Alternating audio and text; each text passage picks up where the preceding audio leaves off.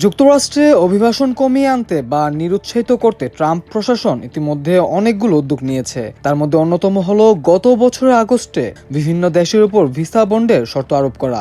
প্রাথমিকভাবে ভিসা বন্ডের তালিকায় 6টি দেশের নাম যুক্ত হলেও পরে তারা আরও 7টি দেশের নাম এই তালিকায় অন্তর্ভুক্ত করে। তবে এবার যুক্তরাষ্ট্রের নতুন ভিসা বন্ড তালিকায় উঠল বাংলাদেশের নামও।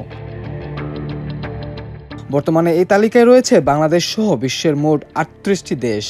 অর্থাৎ এখন থেকে যে কোনো বাংলাদেশিকে যুক্তরাষ্ট্রে আবেদন করতে হলে গুনতে হবে মোটা অঙ্কের বাড়তি জামানত। আর এই বাড়তি জামানতকে বলা হয় ভিসা বন্ড, যার পরিমাণ 5 থেকে সর্বোচ্চ $15,000 নির্ধারণ করা হয়েছে।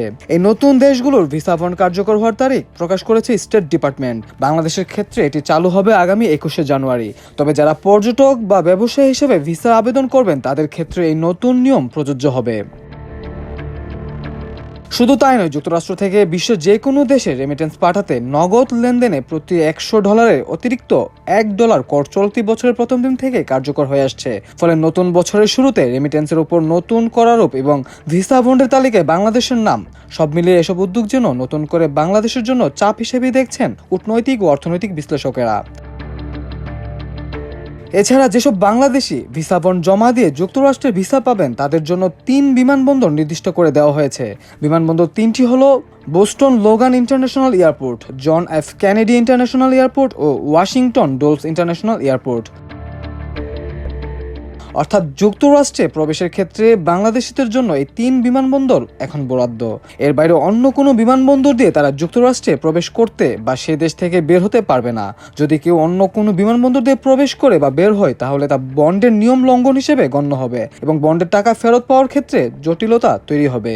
এদিকে বন্ডের পরিমাণ নির্ধারিত হবে 3 ধাপে: 5,000, 10,000 অথবা $15,000, যা ভিসার সাক্ষাৎকারের সময় ঠিক করা হবে।